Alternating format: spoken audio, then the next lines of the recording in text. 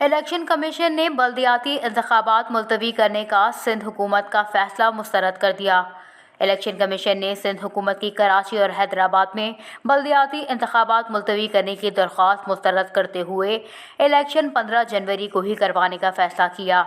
سندھ میں 15 جنوری کو بلدیاتی انتخابات ملتوی کرنے سے متعلق الیکشن کمیشن کے ہنگامی اجلاس میں سندھ حکومت کے اقدام پر برہمی کا اظہار کیا گیا۔ اجلاس میں کہا گیا کہ وفاقی حکومت ہو یا صوبائی حکومتیں کوئی بھی بلدیاتی انتخابات کرانا نہیں چاہتی۔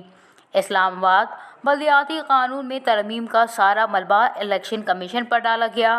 سندھ میں بلدیاتی انتخابات کے تمام انتظامات مکمل تھے۔ 2 دن پہلے عین وقت پر سندھ حکومت نے ایسا اقدام کیا۔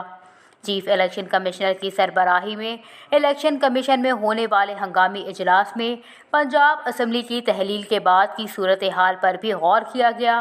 اجلاس میں چیف الیکشن کمشنر، ممبران، special secretary, D G local government election سمیت دیگر اعلیٰ افسران نے شرکت کی۔ سندھ حکومت نے گزشتہ روز کراچی، حیدرآباد اور دادو میں 15 جنوری کو ہونے والے بلدیاتی انتخابات ملتوی کرنے کا اعلان کیا تھا، جبکہ نئی حلقہ بندیوں سے متعلق نوٹیفیکیشن بھی واپس لے لیا تھا۔